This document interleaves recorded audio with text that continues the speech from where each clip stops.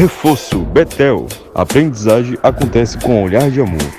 E Prefeita Betinha Magalhães oferecem Jornal Mundial. Olá, boa noite. Boa noite. A Comissão de Constituição e Justiça da Câmara dos Deputados aprova um projeto de lei que determina a recontagem de votos em eleições. Algo que na prática retoma o voto impresso. Novos bombardeios israelenses contra a faixa de Gaza deixam dezenas de mortos. A Assembleia Geral da ONU pede um cessar-fogo imediato e incondicional no local. O presidente Lula realiza um novo procedimento médico com o objetivo de minimizar o risco de sangramentos futuros. Os governos do Brasil e da Eslováquia firmam acordos estratégicos e ampliam a parceria entre os países. A revista Time escolhe o presidente eleito dos Estados Unidos, Donald Trump, como personalidade do ano pela segunda vez. E em Portugal, o cultivo da cannabis para usos medicinais ajuda o número de exportações para diversos países. Veja agora no Jornal Mundial.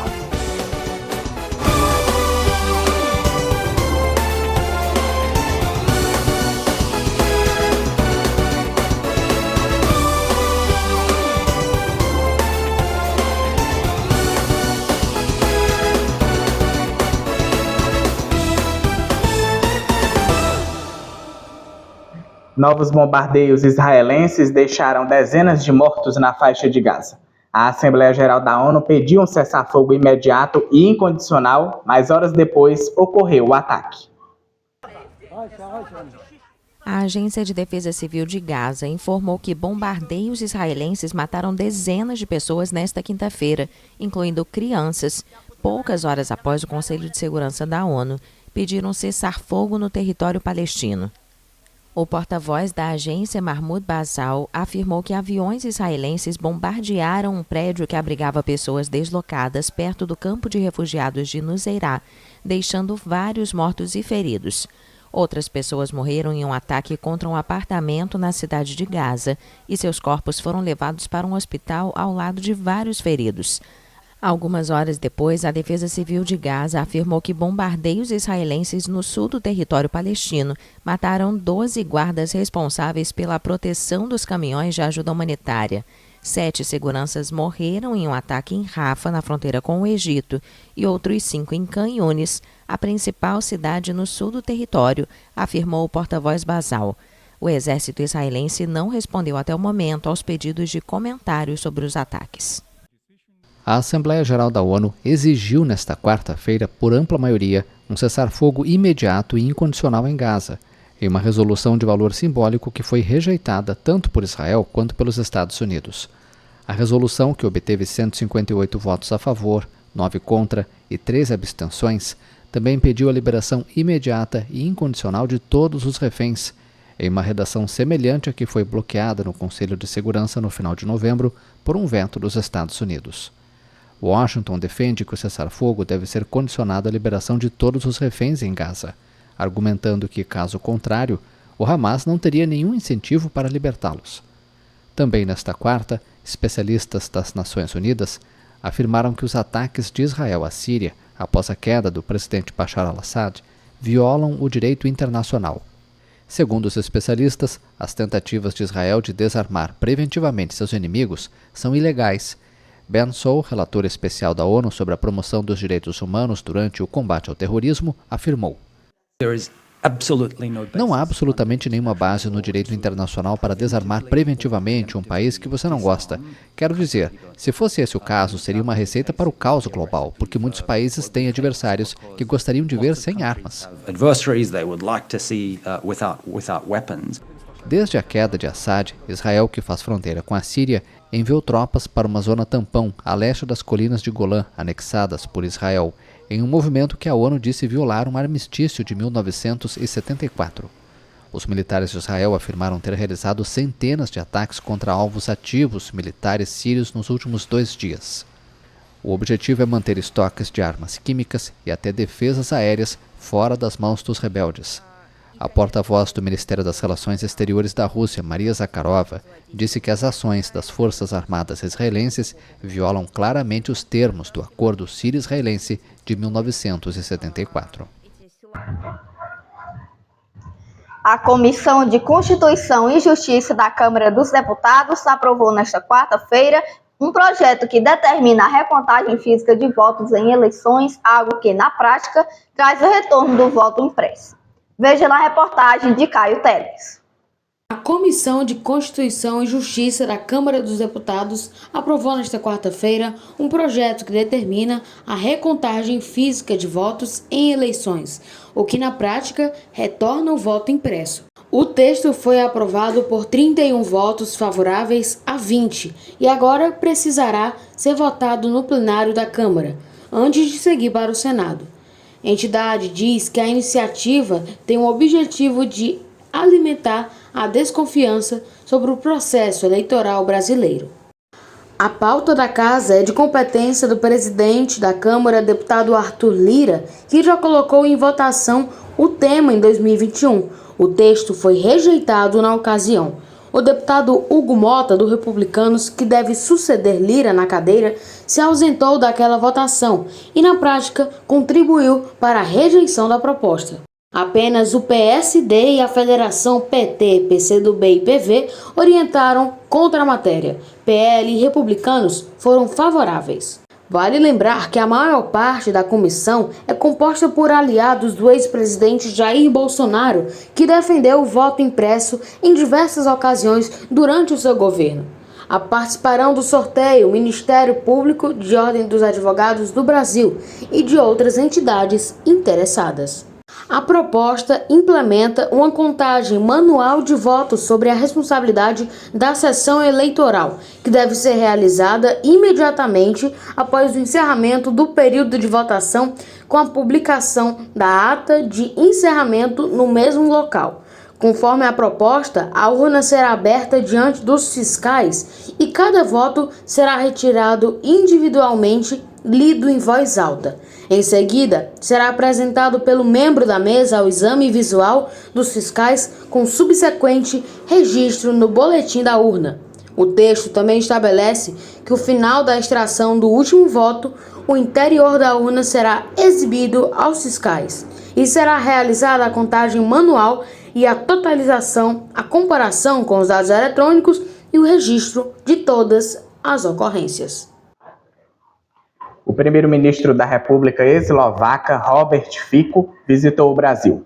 Em Brasília, ele assinou acordos nas áreas de defesa, segurança e compartilhamento de informações de inteligência. O vice-presidente Geraldo Alckmin recebeu em Brasília, nesta terça-feira, o primeiro-ministro da República Eslovaca, Roberto Fico.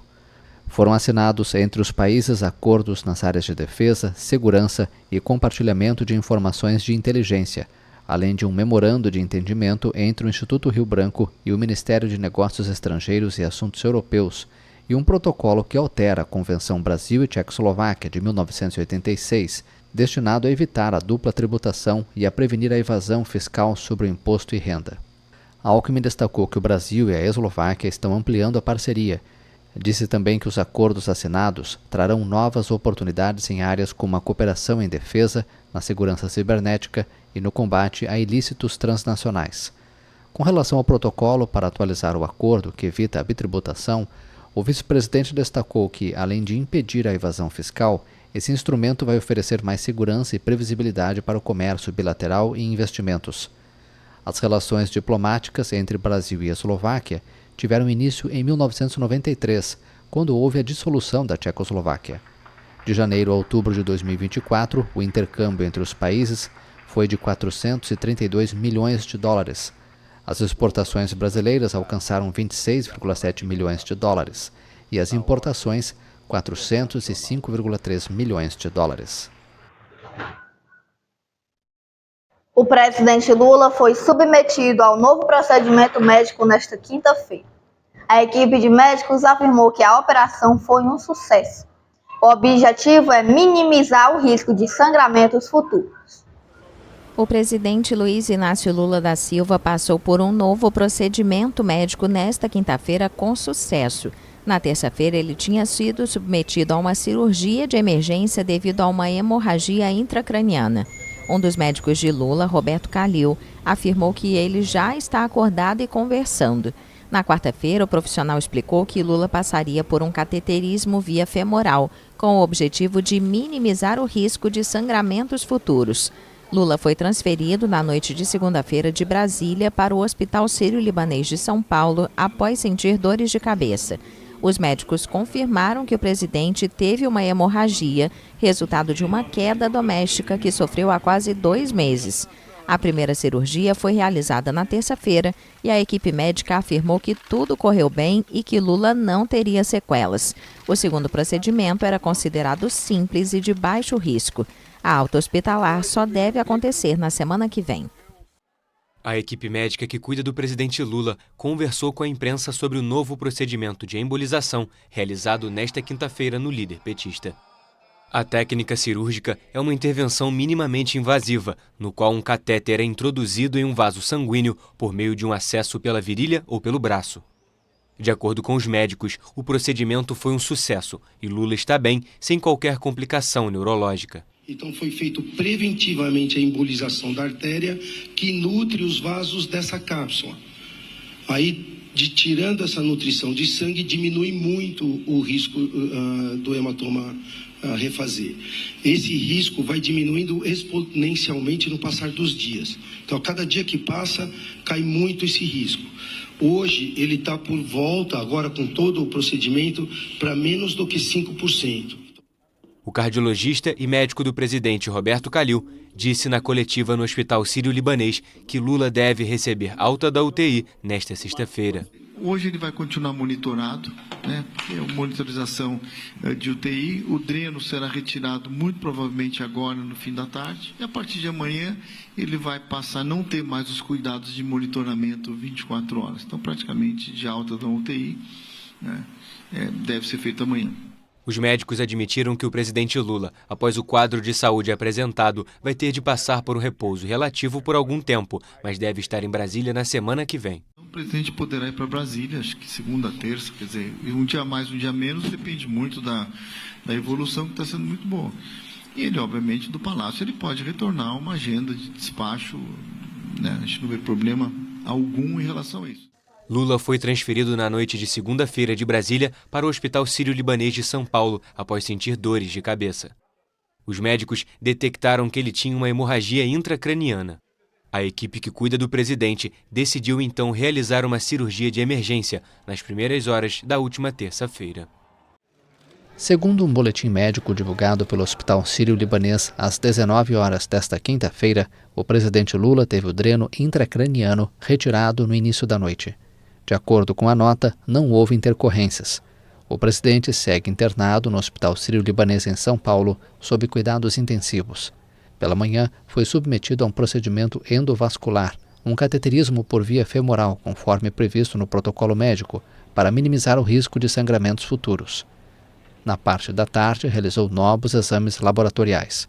O boletim médico informa que Lula permanece lúcido e orientado, conversando normalmente, se alimentou bem e recebeu visitas de familiares.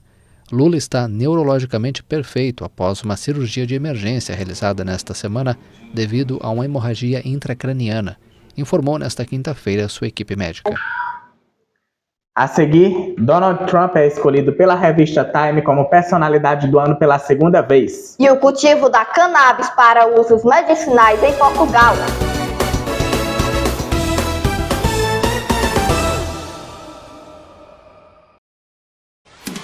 Jornal Mundial é patrocinado por Prefeita Betinha Magalhães, Deputado Estadual Sérgio Aguiar, mais Ceará, mais desenvolvimento. Ebert Importados, a loja mais amada de Camusim, e Reforço Betel. A aprendizagem acontece com um olhar de amor.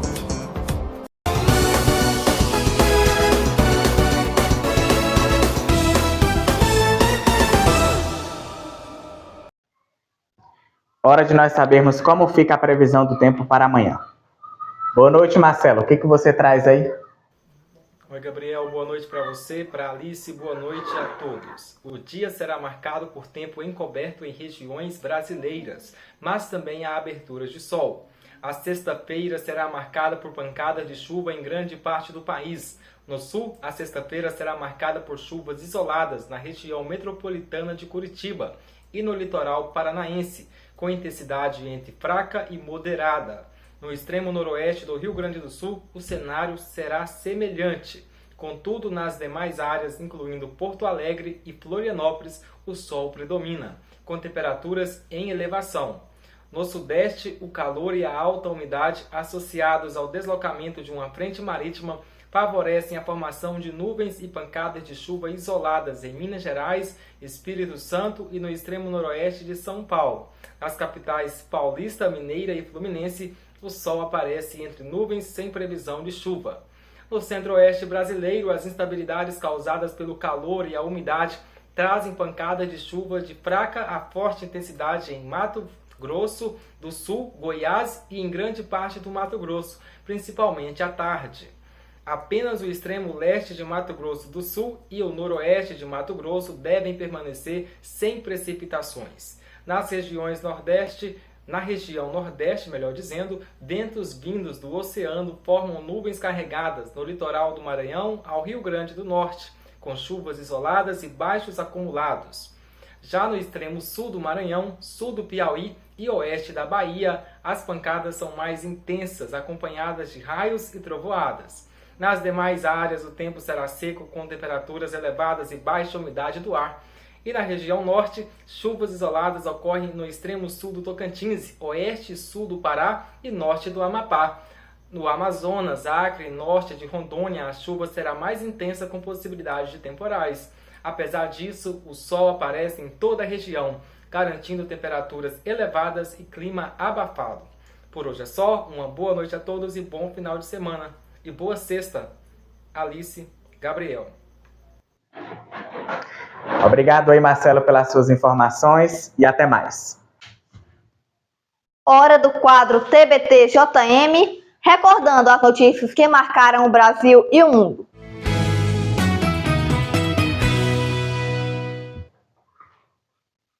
No TBT de hoje falamos sobre a Boate Kiss. Na madrugada do dia 27 de janeiro de 2013, um domingo, a história de Santa Maria, no Rio Grande do Sul, mudaria para sempre. Um incêndio atingiu a boate no centro da cidade, deixando 242 mortos, 636 sobreviventes e marcas que permanecem presentes na memória da comunidade até hoje. Durante um show da banda Gurizada Fandangueira, foram utilizados dispositivos pirotécnicos como efeito visual. As fagulhas atingiram a espuma acústica que revestia o teto da boate, que em seguida pegou fogo. A fumaça se espalhou pela casa noturna e assim que as pessoas que estavam no local perceberam o início do incêndio, ficaram desesperadas e começaram a correr em busca de uma saída para a rua. Testemunhas afirmaram na época que os seguranças da boate tentaram impedir a saída dos clientes, mas que logo perceberam a fumaça e liberaram a passagem. A saída do local foi dificultada por uma grade colocada perto da porta para organizar a fila de entrada. Algumas vítimas tentaram escapar pelo banheiro do estabelecimento e acabaram morrendo. Testemunhas também disseram que o ambiente era bastante escuro e a falta de sinalização fez com que eles pensassem que ali era uma saída. A tragédia levou luto a muitas famílias que até hoje pedem por justiça. O dia fatídico ganhou até séries na TV como forma de mostrar as investigações da polícia. O presidente eleito dos Estados Unidos, Donald Trump, foi escolhido como personalidade do ano pela revista Time. Esta é a segunda vez que o magnata é selecionado pela publicação. A revista Time definiu nesta quinta-feira o presidente eleito dos Estados Unidos, Donald Trump, como personalidade do ano de 2024, na segunda vez que elege o republicano ao prêmio. Em um comunicado, a revista disse que ele foi escolhido por liderar um retorno de proporções históricas, por conduzir um realinhamento político único em uma geração, por remodelar a presidência americana e alterar o papel dos Estados Unidos no mundo. O editor-chefe da Time, Sam Jacobs, afirmou que assistimos a um ressurgimento do populismo, a uma desconfiança crescente nas instituições que definiram o século passado e a uma erosão da crença de que os valores liberais levarão a uma vida melhor para a maioria das pessoas. E acrescentou que Trump é ao mesmo tempo o agente e o beneficiário de tudo isso. Este ano, Trump foi condenado por acusações de fraude empresarial e sofreu 2 tentativas de assassinato, mas vai terminar 2024 se preparando para voltar à Casa Branca com maiorias republicanas em ambas as câmaras do Congresso. O magnata já havia recebido esta distinção da Time em 2016, depois de vencer pela primeira vez as eleições presidenciais sobre a democrata e favorita nas pesquisas Hillary Clinton. O clima e uma legislação favorável fizeram de Portugal um país emergente no cultivo da cannabis para uso terapêutico. O país exportou em 2023 cerca de 12 toneladas de produtos medicinais derivados da planta. Devido ao calor predominante no sudeste de Portugal, cerca de 30 funcionários agrícolas trabalham apenas pela manhã para colher flores de cannabis para fins terapêuticos, um setor emergente no país europeu. Não existe na Europa nenhum país com as melhores condições ambientais do que nós. Nós deveríamos ser o novo Eldorado na vertente terapêutica e do cannabis medicinal. José Martins é o agrônomo responsável por esta plantação ao ar livre de 5,4 hectares, situada no município de Serpa. Em meio a tranquilas colinas salpicadas de oliveiras e sombreiros, mas rodeadas por altas cercas de arame farpado e monitoradas por câmeras de infravermelho, o local produz cerca de 30 toneladas de brotos de cannabis por ano, com custos de energia inferiores aos do cultivo em estufas. As plantas são muito maiores aqui, em campo, elas crescem livremente e temos produções que podem chegar a 2 kg por planta de flor, enquanto num ciclo só. A exploração pertence à empresa farmacêutica portuguesa Phi Therapeutics, criada em 2022 pelo grupo IBEFAR para promover a produção de cannabis medicinal. A iniciativa seguiu os passos de empresas estrangeiras já estabelecidas em Portugal, devido ao clima e à legislação favorável. Temos matérias-primas super controladas, sabemos muito bem o que é que estamos a fazer, registamos tudo, há uma traçabilidade das diversas flores que nós fomos usando ao longo do processo e, portanto, nós temos hoje um produto que, em termos da sua segurança de utilização pelos médicos, é do melhor que existe na Europa, se não o melhor. A legalização da cannabis recreativa segue pouco comum no mundo, mas o uso medicinal desta planta psicoativa está autorizado em cerca de 50 países. Os remédios provenientes da planta servem para tratar dores crônicas, efeitos secundários da quimioterapia ou algumas formas de epilepsia. Há 2 anos, Lara Silva resolveu tratar a filha Sofia com CBD, um dos derivados da cannabis, que deve ser encomendado da Espanha, e observou melhorias de um dia para o outro. A menina sofre encefalopatia epilética, que foi descoberta quando ela tinha 3 meses de idade. A Sofia, assim que começou a tomar o cannabis, o canabidiol, não é cannabis, canabidiol, o óleo, ela começou a olhar-nos, tal como eu estou a olhar assim. Eu interagia com ela, ela olhava 1 segundo e desviava. Ela não, ela agora, eu dou-lhe beijinhos repenicados e ela já dá o outro lado, já há uma empatia, já há, ok, se eu te estou a dar este, vais-me agora dar este. E ela não tinha isso antes do CBD. De acordo com o Granville Research, o mercado global de cannabis medicinal atingiu um valor de 16,6 bilhões de dólares em 2023, mais de 100 bilhões de reais na cotação atual. Um mercado que pode quadruplicar até 2030. Portugal exportou em 2023 cerca de 12 toneladas de produtos medicinais derivados da cannabis, principalmente para a Alemanha, Polônia e Espanha. Analistas explicam que a cannabis medicinal ainda enfrenta certa estigmatização, mas é crescente a aceitação mundial da erva, além do uso recreativo. Interessante, hein? É mesmo, e bom que está sendo usada para coisas úteis. E falamos que amanhã quem estará aqui apresentando é os nossos substitutos Vitória Maciel e Pedro Lucas. O JM de hoje termina aqui. Para rever nossas reportagens, volte o vídeo aqui no YouTube e não esqueça de seguir nossa página lá no Instagram, TV Mundial Oficial. Boa noite para você. Boa noite.